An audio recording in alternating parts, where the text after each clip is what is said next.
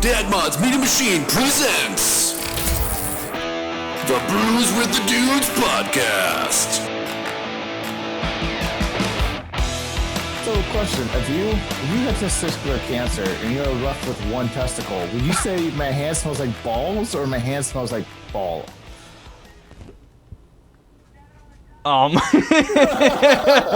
I guess my hand smells like ball. That came out of left field.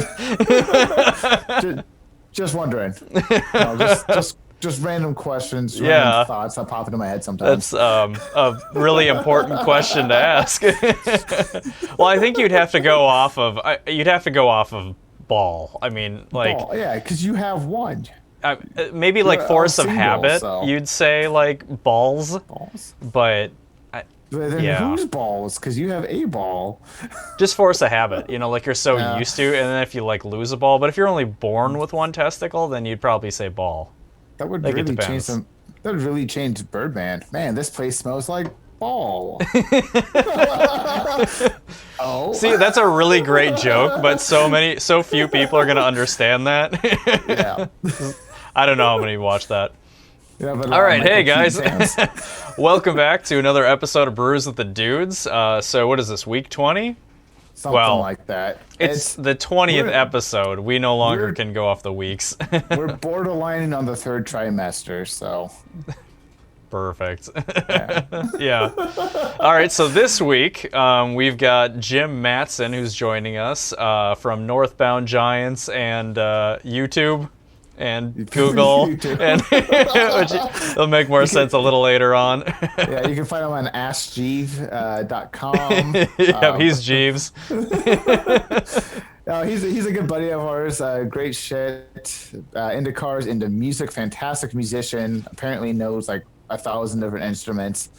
So here we go. Yeah. And so speaking of shit, before we go on to Jim here, I gotta tell you, and I don't know if you've had this experience yet. Has any of your kids crapped in the tub? Yes. Wow. Yes, Okay. I have. I experienced that today for the sucks. first time, and I didn't know how much that was gonna suck. Yeah, So- you can't do anything. You have wet turds in your, like, you can't scoop that up. How did you get it out? Well, I mean, Like a soup ladle? How'd you get it out? The wife dealt with it. Jesus. So I'm bathing my son earlier, and this is the first time that he's shit in the tub, man. So he's, 2.5 years old. He's never crapped in the tub. Finally does it.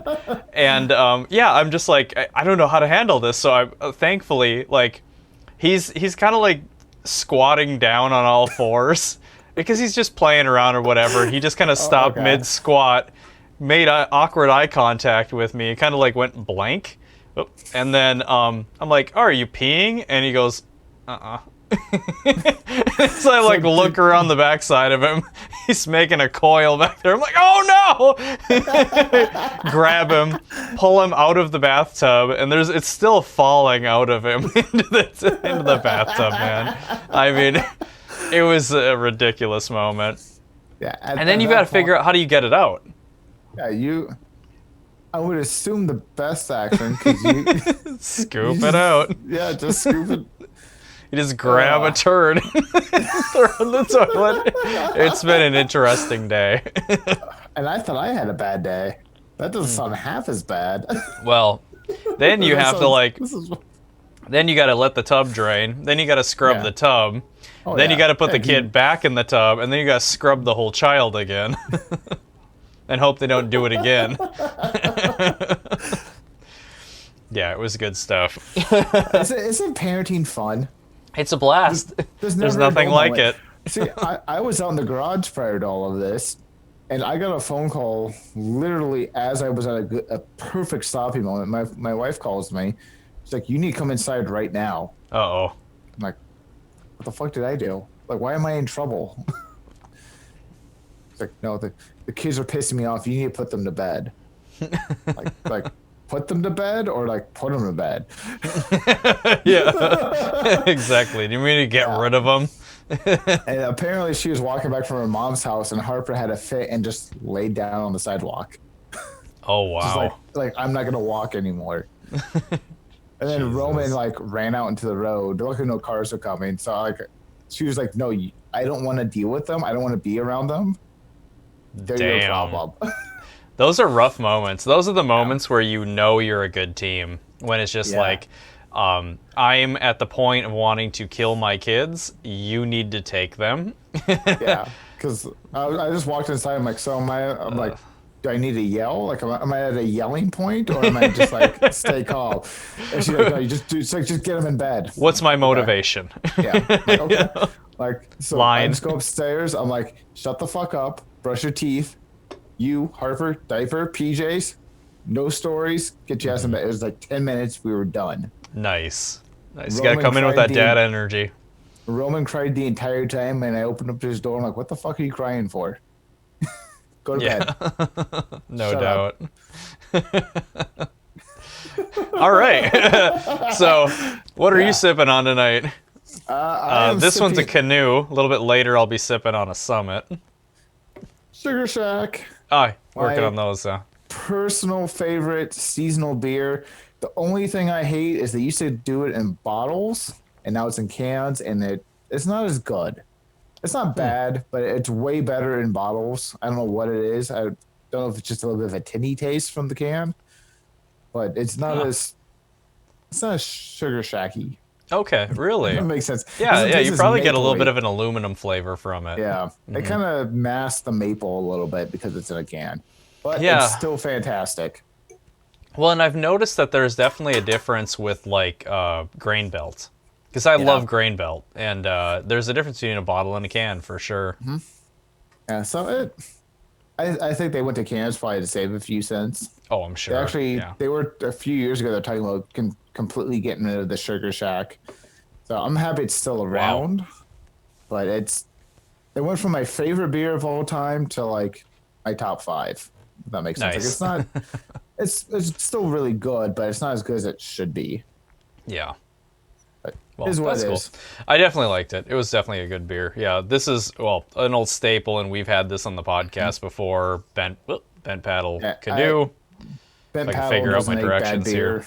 Bent Paddle, Ursa Minor. It's all good. Can't go wrong. I know, and man, maybe I'll flash the image up here for the viewers. The beer that I had found earlier, and I couldn't pick it up, and it's a shame because it would have been absolutely perfect. And I would have loved to get it, but I already had beer, and I was so wrapped up in the garage. I'm like, I can't go get it. I just couldn't find time. Yeah, it's an Ursa Minor called the Final Lockdown, and it's a play on the Final Countdown, that 80s rock song, which is perfect because that's Jim being such a music nut. Would have been a perfect beer for us to talk about, but it had lactose in it because it's a milkshake pale ale, which is crazy. I would have loved. I love like my milk stout, stuff like that, and I know you would be. It could be a problem. I know it's pardon my pun here, but it's kind of a crapshoot of like what's gonna bother my stomach. So sometimes I'm just like, oh, I have diarrhea now. Yeah, you would probably have pooed in the bed. Yeah, or just like shit on screen, which might have been good. TV, would have been funny. Exactly.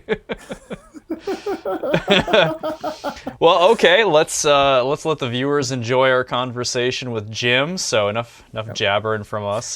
Here is Jim Mattson. Or Waldo, or Waldo. Big J, or Jimmy, or J-Town, or J Jizzle, or whatever you want to call him.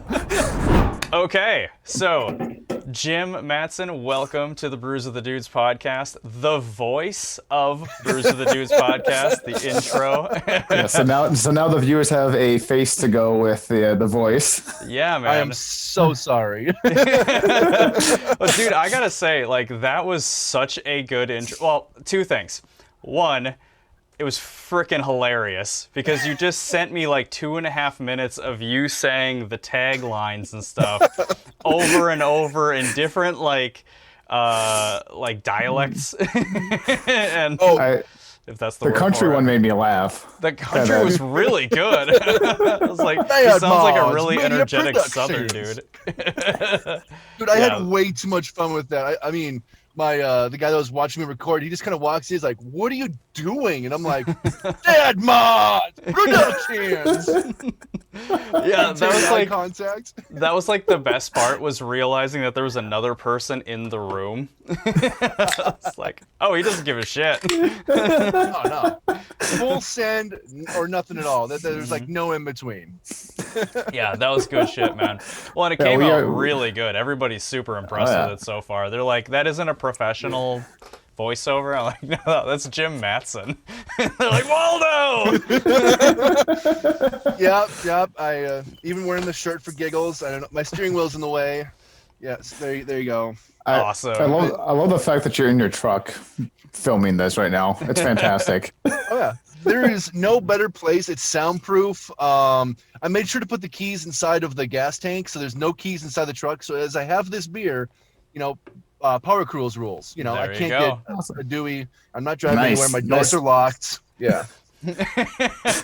So it's all fun and games till you wake up and it's 3 a.m. and you're freezing your ass off because you passed out in the truck.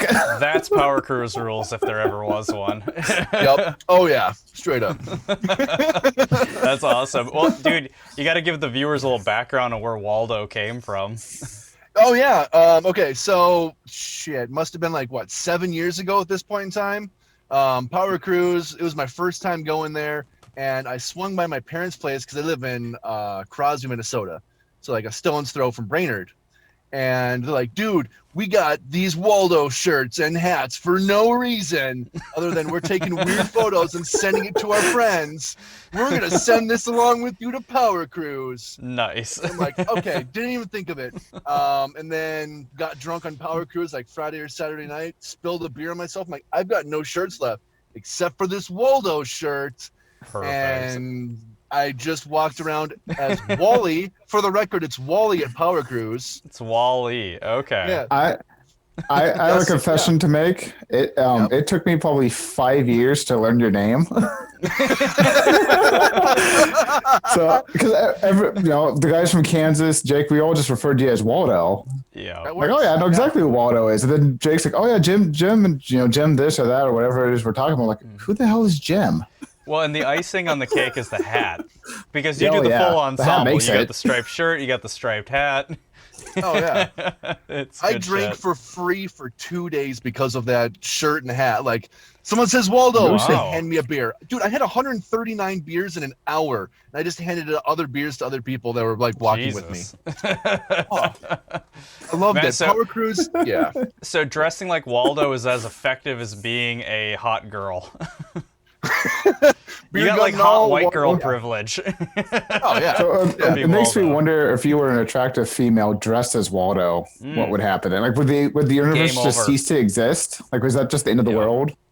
Yeah.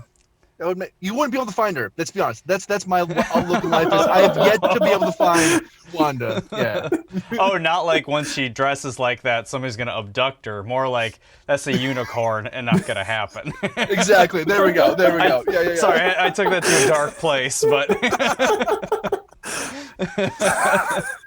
She's out there somewhere. Yeah, some chick dressed as Waldo. Who? Well, okay, so Waldo's a dude's name, obviously. So, like, what would the female version of Waldo be? Wanda. What? There it is, Wanda. Isn't there? Did they make Wanda books? Isn't there a Wanda series as well? Yeah. There's also like Negative Waldo, which is like the bumblebee-looking guy. There's the Wizard Waldo. Oh yeah. Oh dude, Nega Waldo. Like Scott Pilgrim, but worse. Really? Okay. Wow. See, I'm not up on the Waldo culture, you know. I think the Waldo his name's like universe. Oswald or something. I don't remember. Okay, for Dude, reason you learned I something only new. know. I only know all this Waldo knowledge is because I got really drunk with Australians, and they know all about Wally. Only North America we call him Waldo. The rest of the world calls him Wally. Well, yeah, we're also we don't use the metric system either. We're freaking weird. There we go. That's true. So this has got to be Waldo is the imperial version of Wally. That's a pretty good tagline. Thank you very much. America. Oh man. Well, because it's Brews with the Dudes, what's everybody sipping on? I've got a Summit Slugfest. It's like a let me figure out how to work this camera. It's a juicy IPA. It's got sharks on it. I have what's probably my favorite seasonal beer. I got a little Sugar Shack going on. Nice. It's a fantastic maple stout. Hells yeah. I got a Summit Saga IPA because I'm kicking it classic. Nice. That is a Nothing wrong classic. with that. That's such a Yeah. it's a good smooth beer. Yeah. Yeah. Yeah, you're really like there's a lot of Powercruise elements going on with you right now. You've got a very Powercruise beer. That's a classic beer drunk there. You got the Waldo thing going on, and you're in the truck. Yep. You know. I don't have a Powercruise sticker on here though. I don't know why. I know. I got let's see, Kicking It Old School Mischief Garage. Nice. That is old school.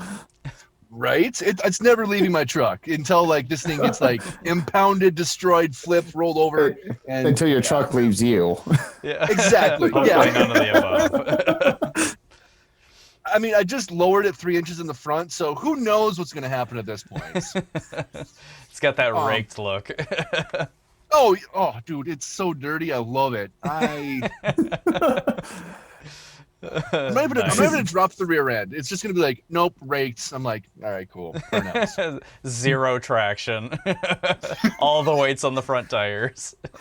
Oh yeah, it's glorious. I love it. That's awesome, man. All right. Well, okay. So, how many years have you been going to Powercruise? I mean, we're really touching on that quite a bit. Let's talk a little bit about Powercruise. Yeah. Last year was my 10th year at Powercruise. Whoa. No shit. Straight up and down. Yeah. So you've been to all of them then, right? Or was last year the 11th? Last year was the 11th, but I missed one of them somewhere in there. Yeah, so I've been to 10. If not 9, but I'm going to drunkenly count it as 10. Yeah. That's a safe estimate. You got to round up.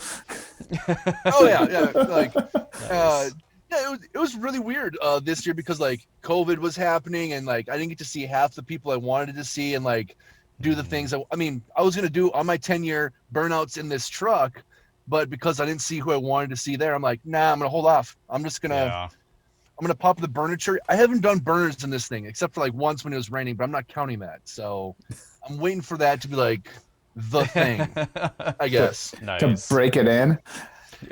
Or just break or it. blow it up. Yeah, exactly. Nice, man. Yeah, I think I'm coming up on, 4 years only, maybe 5 at the most. I think that's where I'm at, is 4 or 5. Mm-hmm. Yeah. No way. Yeah, that's it. I didn't catch on to it. I did the Modern Automotive Proving Grounds, I think 3 times. And then there was just a big lull where I didn't really go to any car events besides like car shows. So I didn't go to the big stuff at Brainerd besides like little things. Yeah. So yeah, only like 4 or 5. Mm-hmm. Yeah, I think it's 5 for me, and I've only brought in the same car twice. I brought a different car every single year somehow. Oh, I feel you on that one. Yeah, the BMW is the only car to make it twice. Yeah, gosh. Well, somehow. Let's see. You brought the WRX the one year, right? Yep. It was the Auto WRX and then the Miata. The BMW after that. Then the BMW broke, and I brought the Fozzie. Did you ever take the Forester out on the track? No. Oh, really? No, I did watch Tokyo Drift in it, though, because it was raining really bad. Oh, wait, that's right. We did watch it, didn't we? Yeah, we were drinking beers and watching Tokyo Drift because it was the middle of a lightning storm. Yeah. Wasn't that 2 years ago when it was just like rain nonstop sort of thing? Like, I think that was 2 years ago. Yeah. Yeah. That was a bummer of a year. But at the same time, like, everyone just got together and drank in cars. Yeah, pretty much. That's exactly what happened. We're like, cool, let's just party, but we'll do it inside now. We'll just burn the day. So, Jim, what have you taken out there then? What have you had out on the road course? I have done 0 road coursey stuff. Oh, you haven't gotten to go out yet?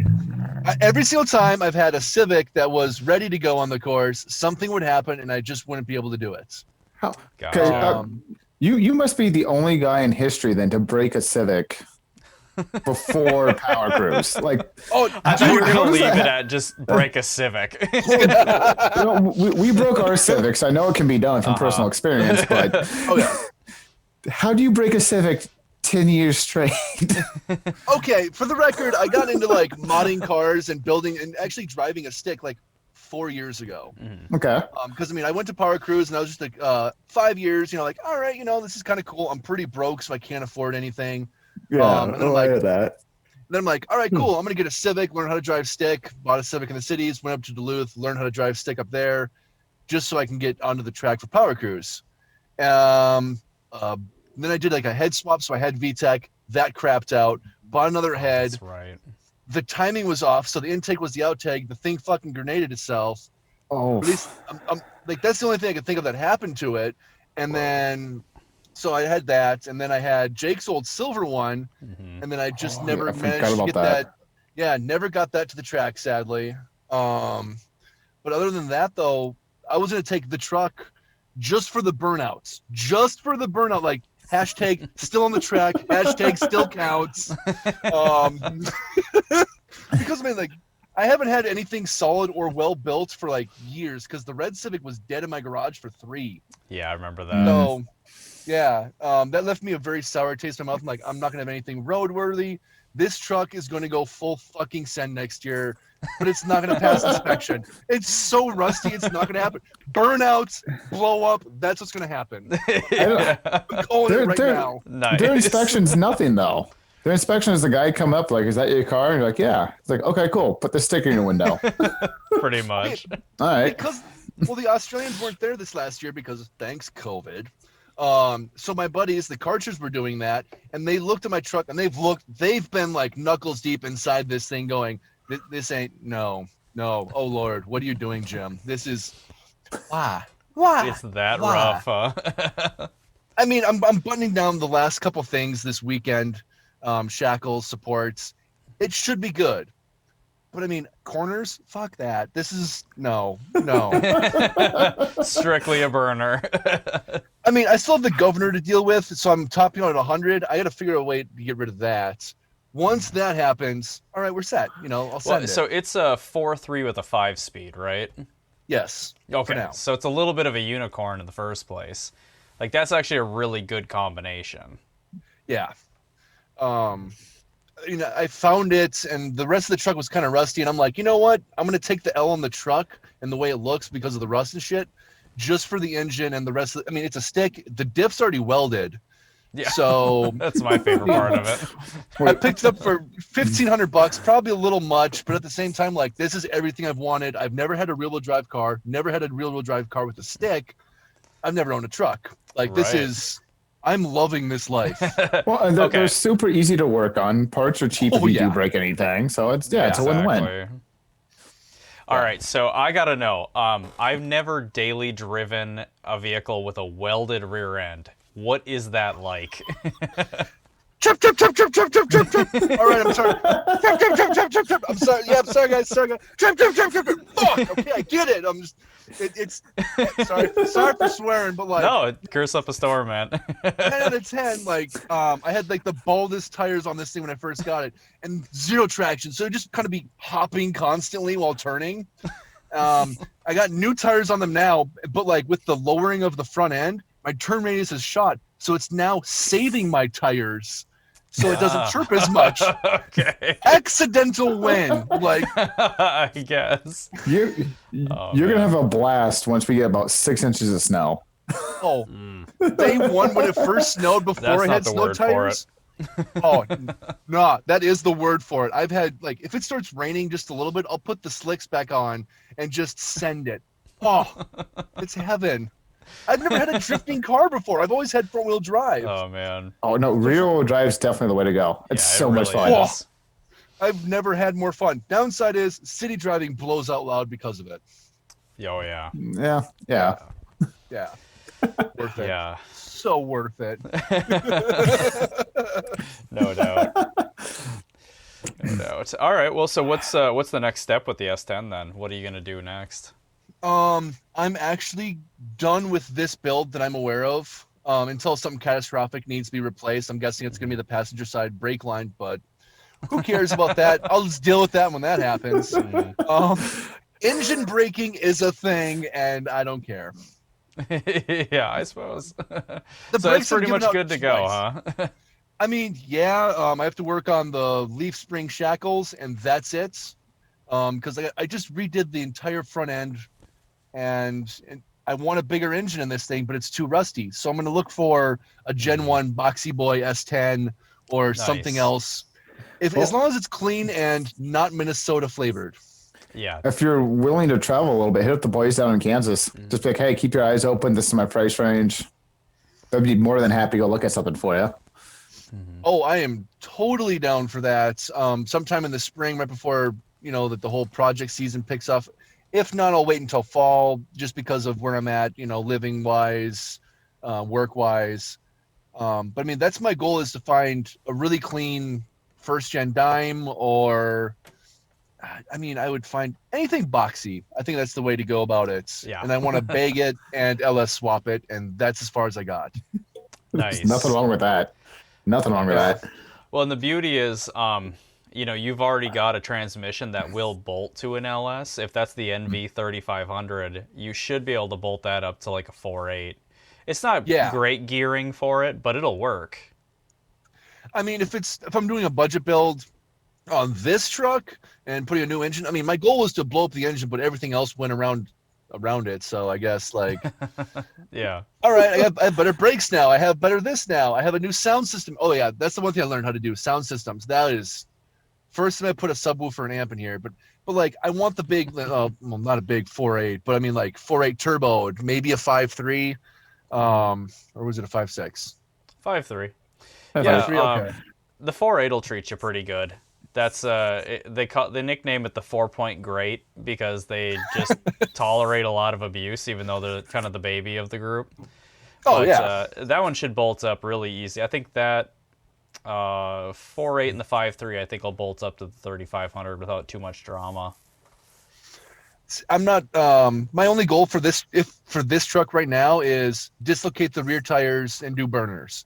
Yeah. I'm not going to be good at drifting. I'm not going to be good at this, like straightaways. I just want to lay down smoke. Yeah, exactly. Just enjoy it. That's what cars are about. Just enjoy it. It's have fun. I have a very comfortable ride. The sound system's fantastic. I already put new seats in here. I'm going to find different seats because I'm too fucking tall for this. Oh, wow. Seriously. Oh, yeah. No, I have an inch of clearance. So when you're like, I'm jumping around in the Civic and I can almost hit my head, I know how short both of you are in comparison to myself. I'm 6'5". Ouch. I'm all in the torso. My inseam is 32. I'm 6'5". No way. I have a 32-inch inseam. I fucking rest my case. I am all torso. Whoa. And see, I have long legs, even though I'm like 5'7.5". And see, when you're short like me, you count things in halves. Because you need every bit. I mean, don't get me wrong, I still count some things in halves just because it fluffs the numbers. But that's besides the point. Perfect. Every half inch counts. My favorite part of your visual here is the fact that you're sitting in the truck tipping back beers. Oh yeah. We're on to hams now. Perfect. Yeah, you knew just from the can. I didn't take me long to recognize it. He's an alcoholic at heart. Yeah. It's like that's the one beer that my wife and I just swore off that we couldn't have in the house because of the first night that her and I drank too many of them. Just the fart smell that came out of our bedroom. We both woke each other up to the smell of our farts. We were like, that's it. No more hams in the house. I've never had a hams. Are you serious? You'll know when you have one. No, thank you. Your wife will tell you. Well, hold on. I had a really pressing question now. What beer do you drink when you're working on cars? Because if it's not hams, because you got to go ham on the car. I'm confused. What do you drink for a beer when you're doing that then? Summit. I don't know, any IPA or stout normally. Okay. So I had a buddy in college. I was obviously underage, and he would buy all the beer and all that. He was a big Keystone fan. He loved his Keystone. Yeah. So Keystone. I made a promise to myself that, hey, when you're doing good in life, no cheap beer. don't buy the cheap shit. If you can afford a mortgage, you can afford the good beer.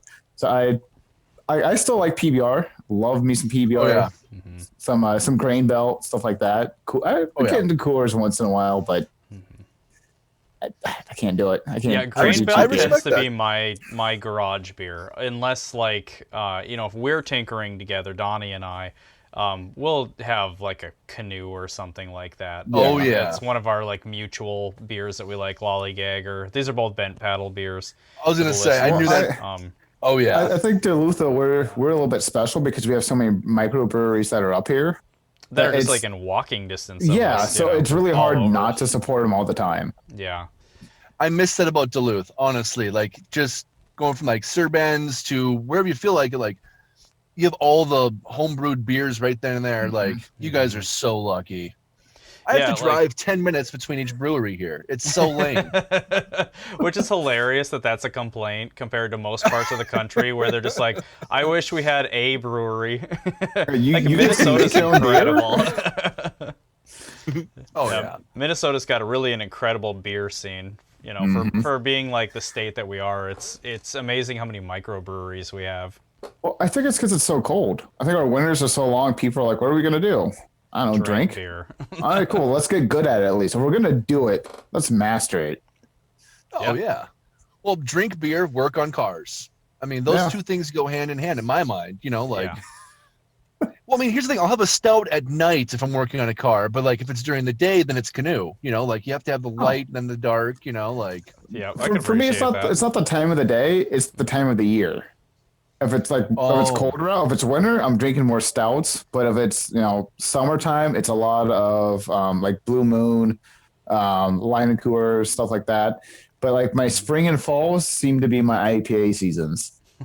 Okay. So when do you go full white girl and get the pumpkin spice out? Is that October? Is that an October thing for you? Never.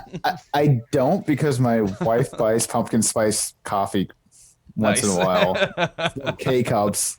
I just drown that shit in French vanilla. Like, nope, I don't want to taste it. Drown it in French vanilla. French vanilla what? Creamer? Creamer. Oh yeah.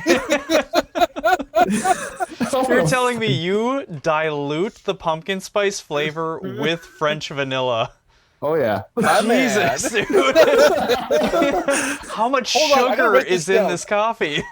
Well, apparently enough that when I opened up my coffee cup at work the other day, Glenn, who was about 7 feet away, could smell it and like, that's a lot of French vanilla creamer you got there.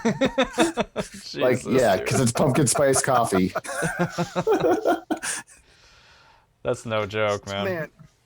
I'm gonna take that down because like we get pumpkin spice at the office every now and then, and like a good chunk of us just don't. We never think about drowning it in like creamer because I value my heartbeat being less than like my drum beats. Like it's just kind of nice. See, my thought process is this: working on big utility trucks.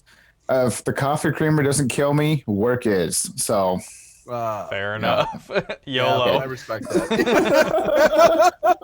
You only flavor once, yeah. Okay, so let's segue into the music conversation. Since the three of us are music fanatics, Jim, you are the actual musician in the group. Let's chat a little bit. So, what current projects do you have going on right now, if any? Because obviously it's the time of COVID. Yeah. Oh, dude, I barely have one going right now. It's called Northbound Giants. It's me and a buddy of mine, Matt. We started this up a few years ago. We've been bands like post college, before college, during college. Yeah, during college. I'm gonna nail that one down. And like we went separate ways for a few years. I went up to Duluth, played around with British Moral Inventory for 5 years. They didn't tour. They didn't do anything. Then I moved to the cities on a whim, and we got reconnected, brought in a whole bunch of people, and then we kicked everyone out. For the most part. I just have this image of you being like, "Fuck you, fuck you." No. You're cool. Oh, Fuck you, I'm out. Okay, so here's what happened. Like, so it was Matt and I's project. I brought in a guitar player. He brought in a bass player, but his bass player didn't work out. We got brought in a new one. And then, like right when COVID started picking up and whatnot, the guitar player that I brought in, he's like, "Yeah, I'm going a different direction. We're making different music, that kind of stuff." And then the bass player's been like, just kind of, "I'm going through some shit. COVID sucks. I can't do this right now." Which all of this sucks, to be honest. So it's just me and Matt, which is actually really good. I'm doing a lot of the writing, and I'm actually doing vocals now. That's cool. So 2020 is looking pretty good for me. Like, went through like a really shitty breakthrough. So I'm like, "Matt, here's like 6 books worth of just negative. I'm sad, heartbreak." Well, that's the beauty of it, man. You gotta parlay all of that negative emotion into some really good art. That's like the best way to do it. Are you just writing like a lot of My Chemical Romance type stuff, or? Fuck it, why not, man? My Chemical Romance wishes they were writing stuff like us. I should put it that way. No. We're definitely stealing vibes from that. Billy Talent, Foo Fighters. Nice. A whole, like, just a smorgasbord of things, because I mean, I'm a jazz drummer, originally trained, but I love metal, and I love really like early 2000s Static X, Cold, that kind of stuff. Oh yeah. But I also love like Story of the Year, Trivium, and Devil Wears Prada, Fit for a King. So like my metalcore, which I've done in the past. So and then Matt's like, "I like punk because A Day to Remember is like the best band ever." And I'm like, "Fuck yeah!" Right on, man. So you're kind of like melding a lot of your favorite genres together, or types of rock or metal, and trying to kind of come up with your own sound. I mean, we're definitely in the renaissance of getting a lot of, I would say, early 2000s pop punk. Nice. So we're back into like the Green Day, My Chemical Romance kind of shenanigans.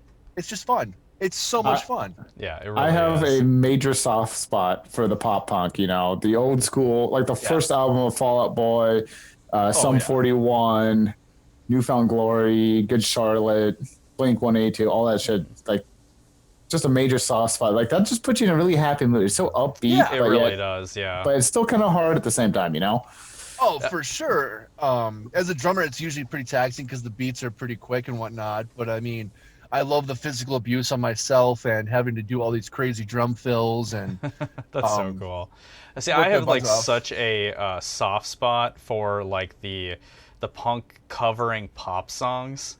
Pop Goes Punk, 1 through 8. So I would cover, yeah, man. I would. That's my karaoke mix. Like, you put on any one of those songs, you're that. Like, I will pull Tasmanian Devil out of nowhere. Like, I mean, I lost my headphones, so that's how excited I usually get when this shit happens. That's awesome. Like, you are toxic love, and then, like, you just have breakdowns over Britney Spears. I mean, what more do you want? Oh, perfect. What Hell more yeah. do you want? Yeah, that's a good time. V8 and Britney Spears just screamed at you. Like, that's perfect. That's perfection. There's like 3 or 4 good metal covers of Britney Spears songs that are out there now. Mm-hmm. When I was touring with a band in St. Cloud, there was a band called Spears that we opened up for, and all they did was like these just burly dudes, jacked as fuck, dressed up as like Britney Spears' different costumes, and they would just sing the entire discography of Britney Spears as heavy as possible before pop was punk. Pop Goes Punk. That's fantastic. Oh, nice. I would go see that in a heartbeat. Yeah, same here. It was eye-opening. I don't know if they exist anymore, but like I was just like, wow. I thought that's my calling. Not the guy dressed as Britney Spears from Hit Me Baby One More Time that was just like 300 pounds of tons of fun and just killing it on vocals. But I'm referring to like the style and the genre of like blast beats and Britney. Oh yeah. Okay. That is so funny. funny. It's Britney, bitch. So. Yeah, love it. Jesus. So that's like my pump up mix. So anytime I can play that to any music ever, like I would walk 500 miles. Yeah, I would too with blast beats. Hell yeah, dude. YMCA with a breakdown? Okay, the village people just got village wrecked. Let's do this. So, if you had to like nail down the genre that Northbound Giants is, what would you call that? I'm gonna say entertaining rock. Because we usually do like Twitch streams because we no longer do like gigs and stuff thanks to COVID. So we've just been kind of like stand-up comedy and then a song, and it's just me and Matt bouncing off of each other. That's kind of all we got going right now. And so like we'll do like a samba, or we'll do some punk rock stuff, or we'll just do a really janky cover that Matt never told me that I was supposed to be practicing. He's like, dude, we're doing it live. Fuck it, send it. And I'm like, what song is this? And I have no idea what the beat, the tempo, or what the genre is, and I love every second of it. That's just awesome. That sounds fantastic. Yeah. Oh, we're gonna at the end of this, we're gonna ask for plugs and any projects and stuff like that you're working on. So you're gonna have to give us some links so that we can share it with the people, because this Twitch stream sounds pretty entertaining. It's just the way that like my band kind of fell into like, well, okay, because we said gigs are an issue and stuff like that, so let's Matt's like, dude, I've been following Twitch here and there, and there's a band called the Fantastic Plastics, which is I would say modern day Devo. That's goofy. Oh, dude, they are like the crazy, just like does it include the hats? Oh, dude, that's like, that's baseline. Like they go above and beyond. Like their shows are just insane. Nice. It's just fun. It's happy. Like it's a married couple that do the stream, and they just riff off of each other. They play awesome music on the fly, and it's just no shit. Happy fun time. Yeah, that's super cool. One of my lights just died, and it is dead. Uh-oh. Okay. Well, that's all right. How much life is left of the other one? Oh, dude, we got this for days. But I'm gonna try to like adjust it. Is that better? Is it worse? I don't works. know. There we go. You're a little less of a floating head now. Okay. I'm just like, that's gone. I'm not getting any. Oh, I'm so sorry. I charged it today too. No, you're good. You're good. No, that works. I can see it just fine. We can still see your beautiful mug. Okay. Yes. You know what? On second thought, turn that one off too. Okay. Is this gonna be my ASMR like coming of age sort of things? Like, it's okay, Donnie, I love you. Hey, only at Powercruise, all right? Oh man, I feel like there's that cheesy line for that Vegas line of whatever happens at Powercruise stays at Powercruise. Oh yeah, 100%, 100%. Man, so Jim, you're really sporting quite the beard these days, man. How long you been growing that thing? Since last January, actually. Damn, have you trimmed it up at all? I did trim up the sides because it was starting to go a little. Right. It goes sideways. Yeah. You kind of like have a fro on your chin if you don't. Actually, I want to say it was like January, February, March, probably March or June. I had to think about that one because I had a girlfriend that started dating about that time, which was a crapshoot, which is why I'm where I'm at right now. But anyway, that's besides the point. Hold on a second. No, I'm kidding. No, for reals. And I had a mustache just because of the face mask and COVID. So it's just a mustache, just a dirty Sanchez for so long. A mustache and mask are the worst combination in the world. Like when I have to wear a mask, I hate that because you always get that mustache hair in your mouth, and you're like, I can't spit this out. What the hell am I gonna do? Yeah, that's such a good point. You're just sitting there, you're just like, you're trying to like blow it onto the mask, but hopefully that. Well, it doesn't do shit. It just in terms of like the whole COVID thing, like there's nothing more pointless than trying to mask a bearded person because it doesn't seal. Like there's no sealing happening. Yeah. You're probably better off with a paper bag. Yeah, just straight up over it. Just cover up every bag. for the sake of the public, I usually, if I could, I would, because then everyone's like, oh, that guy's attractive for a change. Jesus Christ. You can just do a plastic bag with like a twist tie or something around the throat. Upgrades. I don't know what I was looking at, but it was a picture of, I don't know if it was a bar. No, it was an orchestra. And they were wearing masks, but they cut a slit so that they could blow their trumpets. Yeah, so they can play their saxophones and stuff like that, the wind instruments. What the fuck? Oh my god, it was too good. That was like the Navy versus the Air Force or something football game that happened. Yeah, nice. Yeah, yeah. I think that's what that is. Like at the same time, like, okay, so insane. I'm gonna start potentially going bald soon, and I'm like, as a musician, I look really bad, clean shaven. So I'm like, all right. And if I'm playing heavier style drumming and just kind of like whatever, I might, beard. The drummer from Killswitch is bald with a beard, if I'm not mistaken. But he's also a ginger, so that makes understandable sense. That's true. I wouldn't want to have red hair either. Oh man, but you might as well just lean into it, you know. Like if you're losing the hair up top, let it just come out the bottom. Well, I mean, I want to do Devin Townsend, man, where it's dreadlocked and I have like 3 strands from the top of my head and there's like nothing left. There you go, dude. Or just grow the beard. Grow the beard long enough that you can do an epic comb over where the beard is the comb over. Oh, nice. How would you split that? So would you have to have like pigtails but in the front on both sides? So you'd comb it over and then you'd have a pigtail here and a pigtail here so that it kind of like splits in the face so you can see. Kind of. You gotta tie it in together. Yeah. But then once it like if the tie is up here, you just have the hair coming down to the chin and then you can braid that.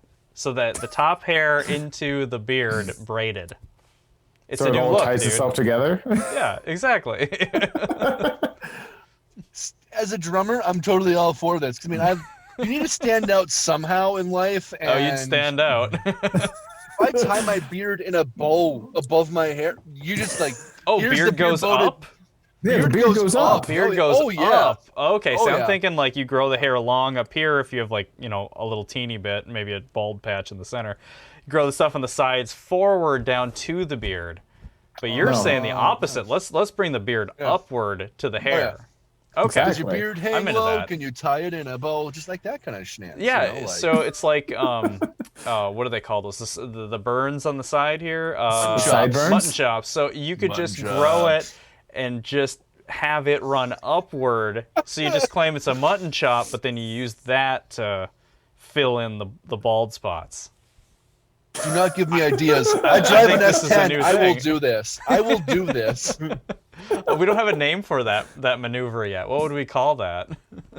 Oh boy. The beard over? No, that's too easy. The beard. That's not bad. I'm going mutton chops, like mutton souffle. I don't know.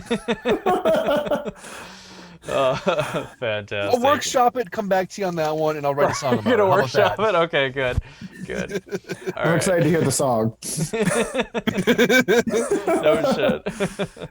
My guitar players be like, Jim, what the fuck are you writing about? Mutton chops, motherfucker! Like this is where we're going. This is gonna sell millions. Everyone's gonna do this. Perfect. Okay, so how long have you been playing music, man? I have been playing literally half of my life now.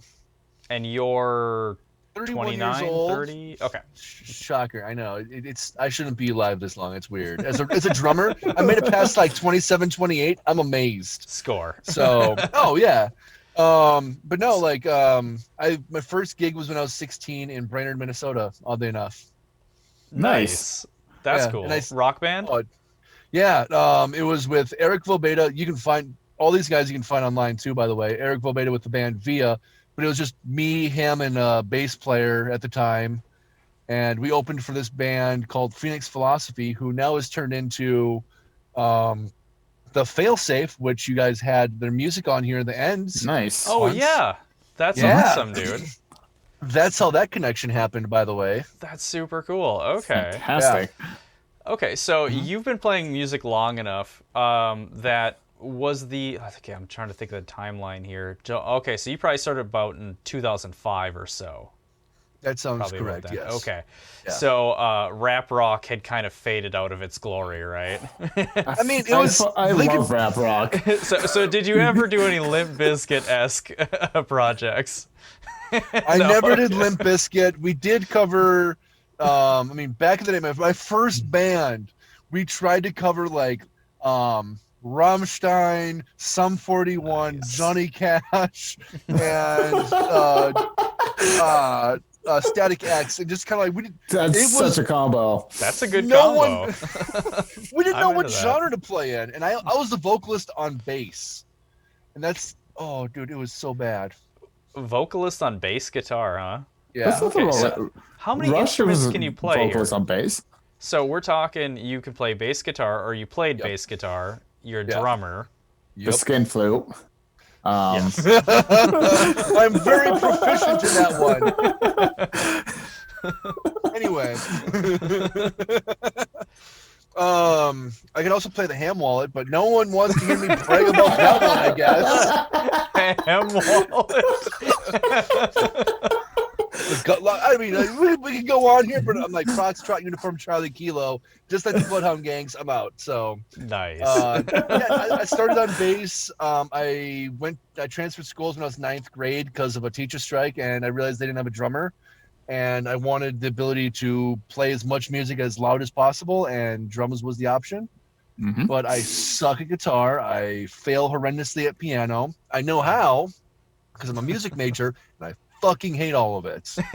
Yeah. So, My wife plays piano, so I teach their own, I guess, because she loves it for some reason. I don't get it. I don't know. My She's parents- also been listening to Christmas music the last 4 days straight. So I'm so sorry. I am yeah. so sorry. I haven't lost the whim again for this year yet, though, by the way. Just saying. I'm pretty excited about that. Very nice. But I mean, my parents like tried to get me on piano like when I was really young, and like, you need to learn the basics of piano so you can learn any other instrument. And I'm like, I don't want this. I just want to hit things, and I want to play drums. Like I can count. Cool, that makes sense. But you need to be able to read music. They're gonna teach me that. I mean, fuck.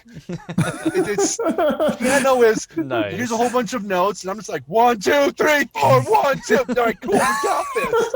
Next song. It's also counting to 4. 1, 2, 3, 4. Cool. I know how to play 17 songs. You guys barely know how to play one. That's amazing. And it's so funny considering that the drummer is the backbone of the band. but never get any recognition. Yeah, I know, Like, right? I never get that. Honestly, I make up shit every single time, and everyone just kind of goes like, "Oh, that song was awesome!" Like, I was way too drunk for that. That is, yeah, okay, thank you. That is a, yeah. So That's awesome. if we're talking music, what's your 3 favorite bands then?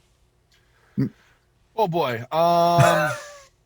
Oddly enough, Dead Mouse. Just No because shit. of. Well, here's the thing. As a drummer, I need to be able to turn my brain off sometimes, and Dead Mouse has the rest of the melodies that just kind of trance me away and just like take me on a journey of boots and cats and boots and cats and boots and cats, and that's it. I don't have to think about that. I just think about the happy little melodies. That's awesome. Melodies. Otherwise it would be for like metal and stuff. It would be Fit for a King is huge. They're up there. Good choice. A Day to Remember. Those two bands kind of Day to Remember got me into what I am now, to be honest. Foo Nice. Fighters was also up there for like, that was my first band cover. More or less Tom Petty though, because it was Tom Petty, Foo Fighters at the same time. Of my first song I ever played was Last Dance with Mary Jane. Oh, sweet. Before I started smoking very weed. fitting, by the way. That's Yeah, awesome. yeah. And so it was just kind of like, that was the first time I ever played, and then we played a whole bunch of other stuff. Green Day was in there, but like, I always have a soft spot. I'll play Tom Petty. It's super boring for me, but I'll play it. A lot of the stuff that I like to play is not metal, because no one I can play with that I've been able to find and whatnot will be on my level for very long.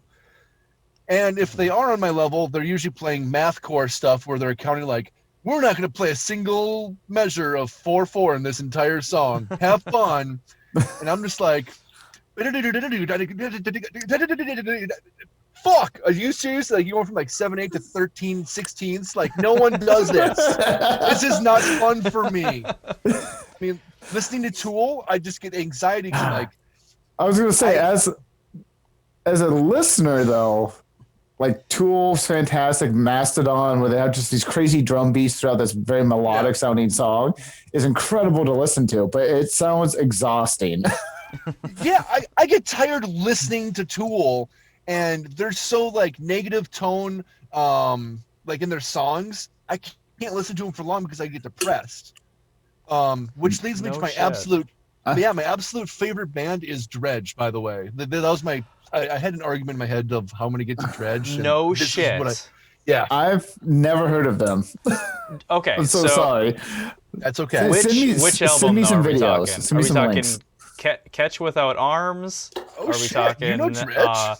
I fucking love Dredge. Ooh, I am blown away that there's another person who knows who Dredge is. No fucking way. You're the I first think I'm just person going to leave ever. the podcast. So, Hi, Donnie. Okay, so anyway. you two can jerk each other off for the next half hour. I need another beer if that's the case. Sweet beans. Wow, dude. Yeah, no, I've actually, my drumming style, I try to emulate that drummer. I almost bought his drum kit a few years ago, to be honest. Jesus. Yeah, it was like $4,000, all the sky blue clear acrylic kit. It was a 7-piece. He recorded it's either Catch Without Arms or the Pariah album. Yeah. Well, the Pariah is the most recent, isn't it? No, Mr. Squeaky, which was after that, and they disbanded because we don't talk about that album, sort of thing. Yeah, it was a little odd. It was a little more mainstreamy sounding. They kind of like lost that. Yeah. Just they that took really, away the. I'm sorry. Go the ahead. drummer. The drummer kind of like took a backseat, and because if you listen like the entire discography, they started as a new metal band, and then they got signed, and they kind of became Winehouse rock, and the drummer learned how to play drums in 2 weeks just to record the first album. What? Jesus. You didn't know that? You're kidding me. Oh, okay, yeah. So Donnie, I know you're learning how to play drums and whatnot. No excuses. Yeah, I mean, dude, fuck. watch the videos. He's the most pissed off drummer / pianist at the same time I've ever seen in my entire life. Wait. What do you mean? Like he plays the piano and the drums at the same time, or he's pissed off and play? What? Yes.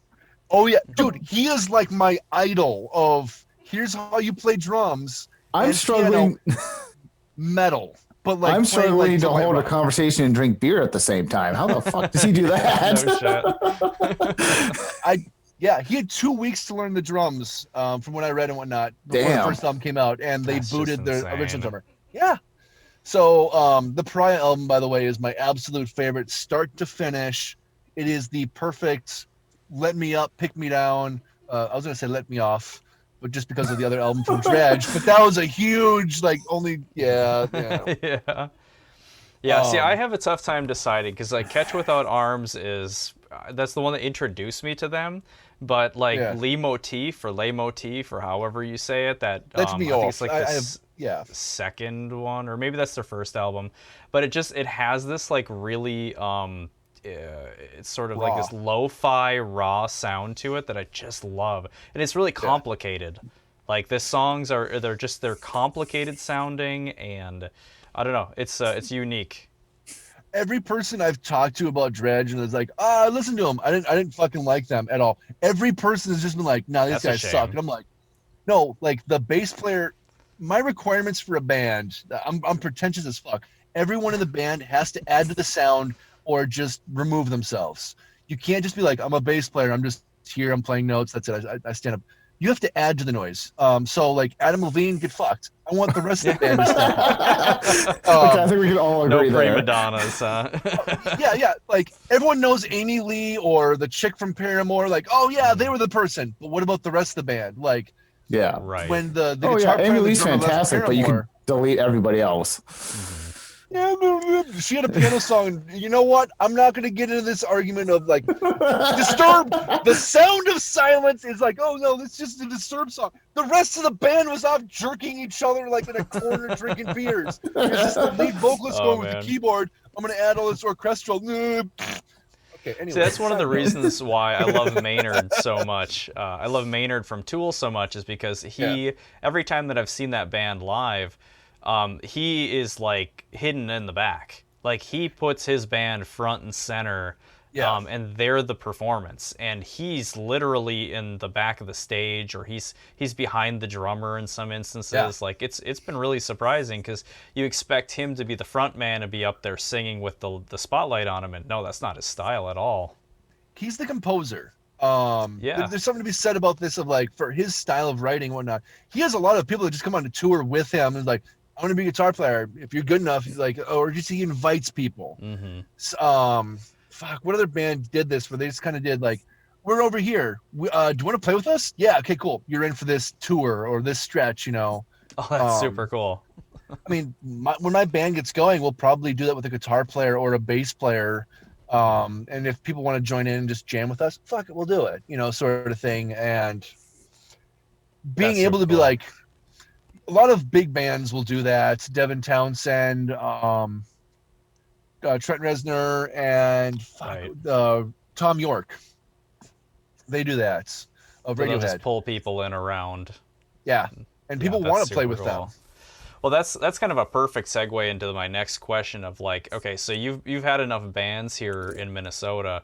I'm just curious, like, what is the sort of Minnesota band culture like? Is it really welcoming? Is there like, can you just pull somebody in from, say, Sevra or, I mean, Tip Petrosy isn't a band anymore, but, you know, can you just pull people in from some of these bands and sort of what's the culture like? Is it really welcoming? Is it difficult to kind of get into?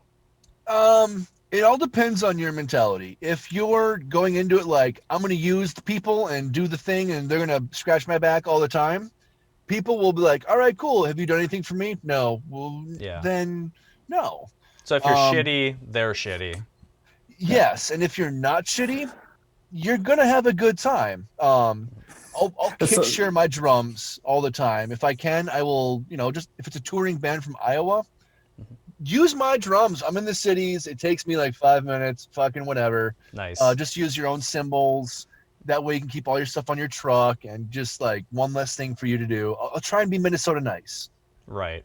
But if you crap on that, there's a couple instances in Duluth where some people, I'm not going to name names, but like burned a shit ton of bridges and they can't go back to Duluth anymore. That's a shame, considering the culture that's up in Duluth and just like the togetherness, like homegrown festival and all that. Like we have a pretty good scene up here. Yeah. So what was that like? So you played in Homegrown at least a couple of years, right? So what was your experience with Homegrown? I normally did it with Fearless Moral Inventory, and awesome, no regrets, start to finish. We get the showboats. This is what we got to do.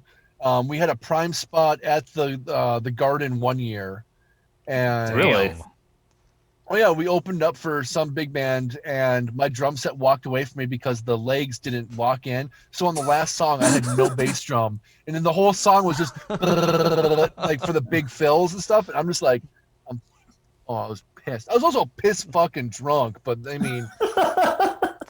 That's crazy. I mean, it happens. Rockstar lifestyle, man. And in 1 year, I played with 3 different bands for Homegrown in the span of like 3 days. It's always surprised me how many people do that. Like, there's a lot. It seems like there's a lot of different musicians that sort of hop in and they'll play with other bands. Like, they'll have 3 different projects going on at one time. Some people can do that of like, I've got 3 projects, 3 irons in the fire for this, that. I used to be like that, and I miss kind of doing that. At the same time, I never really had a dedicated project to myself. I've always jumped on other people's projects, and I can willingly learn and help out your parts. If you're in a pinch, I'm a fucking good drummer. I know that I could pick up your shit. The first set I ever did was 3 hours long. and I was 16, and I learned to do that in 2 weeks. So That's a crash course. Yeah. not to toot my wow. own horn, but I'm fucking awesome at, if you want like the bare minimum and the adaptability of looking at a guitar player and going, oh shit, this is all right, cool. We stumbled, but I picked us back up. Let's keep going. You know, that kind of stuff. Nice. I don't do that for bad bands, mind you, because they don't know how to recover while, oh shit, we got to, fuck, something happened. The song's dead. Congratulations. I can't even imagine the pressure of that situation where people fall out of beat or they miss their spot or whatever. I mean, I did a little teeny bit of acting in plays in the past. And it's rough enough when you forget a line. I can't imagine when you're trying to be in sync with a bunch of musicians. Oh, it's That'd be kind of a nightmare. yeah. So Donnie, like, don't stress out unless you're playing with someone. Then you can stress the fuck out, okay? No, I only play with myself, so.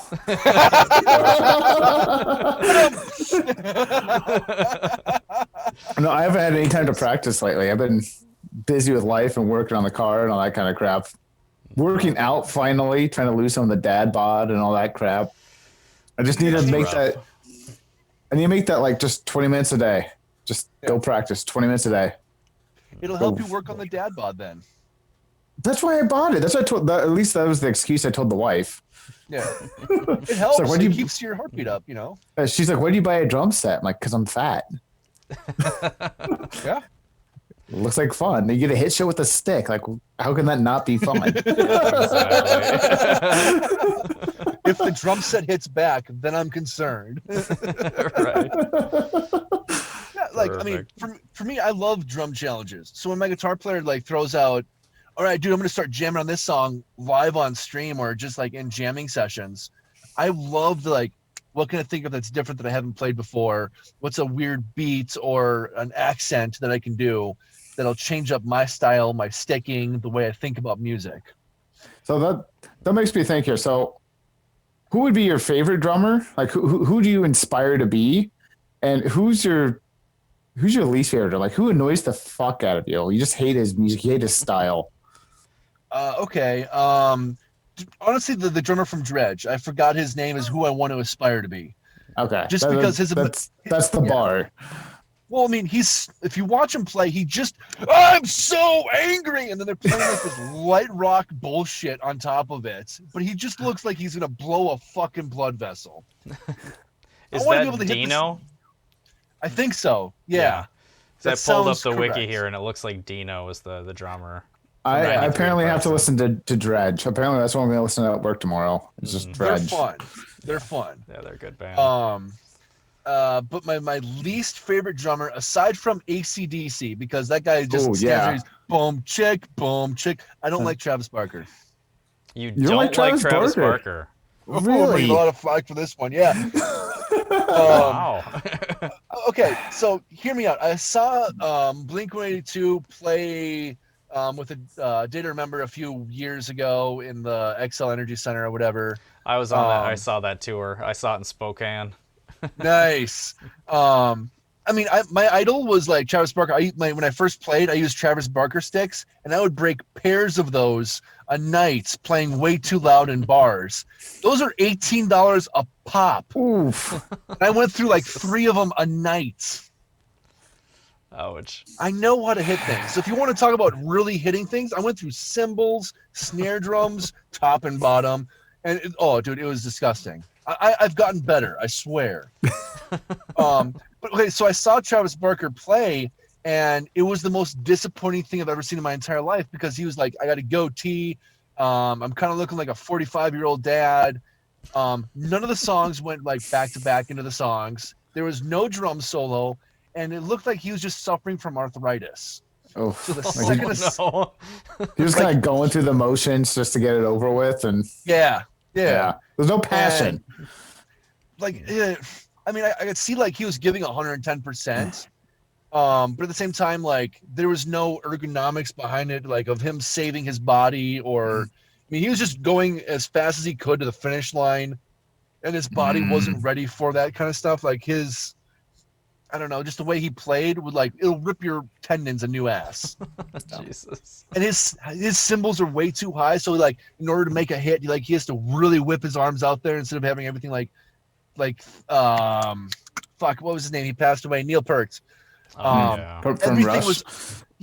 everything was ergonomic. So like if I'm doing this crazy drum fill, like everything's right there within like a 3 That's inch, like, oh yeah, I can hit a tom down here, or I can hit a cymbal up here, or like something like that. It's smart playing. that's the one thing I have learned is setup is key. Yes. That's the number one thing they said is like when you set up your drum set, like make sure it's comfortable, and make sure you're never putting your body in that awkward position. You're not twisting all the way to hit something on the side. Yeah. You're not reaching too far. It's all there in front of you. It's honestly like setting up a performance car. Like the driver's seat has to be at the certain spot before you bolt it down. The steering wheel has to be at a certain spot, so you're not like, oh, if I go here, I bump into my guts. The stick shift needs to be this far forward or this far back. Otherwise, I'm going to be doing like, yeah, this is super fun, guys. Like, oh, God, I can't turn. The sticks. That shit happens when you're playing as drums, and for me, I'm a very open player, so like it's like man spreading, but for my arms and the rest of me, I guess. That's the best way to describe it. That's the first I've never heard it that way. Ergonomics is man spreading. I mean, I want to be relaxed while playing drums for optimal flexibility, maneuverability. I'm not going to put all the stuff super close, because if I want to do like a savage breakdown, I guarantee I don't want my arm like close hitting like this, because that's You're not gonna smack yourself in comfortable. the face. I mean, if I'm going to do a breakdown, I'm going to do a full windmill with my arm and be like, here's the showtime. Prepare the wall of death. Like you just full send that arm, and like, I mean, that's just for that symbol. The rest of them, like, if it's closer, maybe you'll stop playing so hard. Like, you have to think about that. No, it works, dude. No, it looks good. It does not. Just look because bad. the light's out doesn't mean it doesn't work. Dude, that's like my entire story with my dash. Jesus. I swear I'm going 0, officer. That's right. The BMW, the tachometer side doesn't light up half the time. If you give it a good smack, it'll just work. Just works. It sounds like my old minivan classic. Well, see, this is perfect, because now our conversation is gonna go to the weekly question, or the guest question of, what is the worst car that you've ever owned? Oh, jeez. Is it the minivan? Oh, no. I loved the minivan. I camped out of that thing when I was in college. That was amazing. I can't wait to get a minivan and slam it. Dude, Nice. Bad culture, it's coming. It's coming, I swear. YouTube Dodgy Bond. You need to watch Dodgy Bond. 100%. Okay. You'll love it. It's drifting Dodge vans. In Japan. In Japan. It was just slammed with flares and awesome 15-inch wheels. Yeah, just watch Dodgy Bond. Yeah. It's we've talked about it too many times on the podcast. Yeah, you have. So imagine, 80s Dodge vans that they slam. They're almost always like a 318. These guys managed to find 5-speed versions in Japan. And then, like they're using them to tow like their motorcycles to the racetrack. And they started drifting them at the end of the day after the motorcycle races. And then that turned into a whole culture of van drifting. And most of them are these Dodge vans. I'd be so happy. I would be so happy. Okay, so like the worst vehicle that I've ever owned, there's 2 that come to mind right off the bat. I thought about this because I saw the last podcast and jazz. And I'm like, okay, it's either A, my first car was a Dodge Intrepid, like a 1997 boat. But I mean, I only had that for 6 months before my sister smoked a deer with it. So then I got the Dodge Caravan. That was awesome. No complaints. Was that the 2.5 or the 3 something? Dude, I didn't know cars. The 3.3 they had? 3.3. That's what it was. I think that was 3.3. I don't know. I didn't know cars until I got like the Toyota Matrix, which was on like the chopping block of I bring that into the conversation. That's awesome. I sold that to afford the Civic, so I'm like, okay, that wasn't it. Because the Toyota Matrix you had a conversation about, I wish I got the speed version, but that's a whole nother bag of worms. I'm gonna go with my 2009 Nissan Cube. Really, Oof. the Cube was bad. I can see that. 108 horsepower, CV, or what is it? CVT. Yeah, CVT. Yeah, I couldn't remember what the third letter was for some weird reason. Oh, drummer, I count to 4, not to T. Oh. I mean, I fit in that thing amazing. Like, I had headspace for days on like this sumbitch, and the sound system was awesome. But because I bought it from like a dealership and I didn't have it fully paid off, I had to have full-time insurance. That sucked because someone rear-ended me, and I paid maybe a little too much for the Cube, but it was a comfortable ride. And I'm like, oh, let's go to U-Pull. I'll pull out one of those fenders for like $20. No, we'll have to charge you $500 and redo this, and this. I'm like, none of these things are broken. Damn. No. We got to do it because insurance. I'm like, well, fuck you. I'm selling this tomorrow. And the person that rear-ended me gave me fake information. And Oh man. yep, and I had like their driver's license, their phone number, and everything. And I gave it to the police attorney, and they're like, "Yeah, okay, cool, we'll do something with it." It's been like a year, and nothing ever came of it. So that's why I bought Shitbox Truck, and I've never had more fun with Shitbox Truck. Oh my And god. overly fancy. I mean, I put like fancy rims on the Cube. I tinted the windows. Painted the little plastic piece in the bit. I mean, I brought it to a couple of car shows here and there of like car meetups but I'm like, I can't drive this thing aggressively. I Not catch with a drift, I 106 tip horse. over. Yeah, and I'm like, You can comfortably show up, and that's about it. yeah. I mean, I had the most comfortable ride there. But I mean, for me, it was fun. I'm a tall person. That's my curse. As a tall person, I love tiny JDM cars. And Nice. this is like the only JDM car that I could fit in comfortably without going like, all right, yeah, this GTR is super fun, guys. I'm going fast and like snapping my neck. So have you ever sat in a Miata? Oh. Only the ones that are convertibles. Top has to be Everybody's- off. Everybody's shown a Miata at least once in their life. Firm believer. Yeah. So normally tall people in Miatas, their hair's getting blown, but with you, you're so tall, I feel like your beard would blow because it'd be above the window line. I mean, at this point in time, it just protects my neck from bugs, and I count that as an absolute win for that Exactly. purpose. I mean, I've been pelted. Like, I'll stick my head out the window. I should really get a bike just because I stick my head out the window too much. I get pelted like in the forehead with a bug, whatever. I got one right in the fucking neck. Game over. That's the worst. Are you half Labrador? Like, why are you sticking your head out the window? Okay, what now? I love the wind on my face. There's no better way to put it. I love the wind on my face. So That's perfect. I mean, that might be like the tagline of this episode. I love the wind on my face. all over my face. That's the money shot right there. Oh man. All right, Jim. So closing this thing out, what do you got for projects you want to plug, promote, anything that you want to share with us that we can send off to the people? Yeah, I'll be doing some more stuff with the YouTube channel here coming up.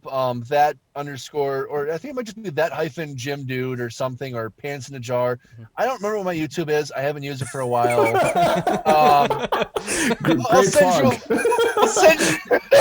The plug is essentially just go to YouTube. Okay, cool. I'll give you a link you can put on the screen and be like, Jim, it's this. Call this number. Otherwise, my band does Northbound Giants. You can find us on Facebook, Bandcamp, Twitch. It's under Northbound Matt, all one word, exactly how you'd expect to spell it with 2 T's. We Twitch stream. He does solo stuff Tuesdays, but I'm taking over that for sure. At least once a week we get together. Otherwise, I'm Northbound James on Twitch. I haven't done shit except just keep hosting other people, and I have to have a Twitch because of life, death, and taxes. So yeah, those are the 2 projects I would say that I'm going to have a couple YouTube videos based on sticker truck gear. But I haven't really. COVID kind of shut all that down. My editing computer shot the shit, so I need to buy a new computer. So all my projects have been kind of meh. But I mean, I just got a lot of documentation shit up on YouTube. Let's be real. That's cool. Yeah.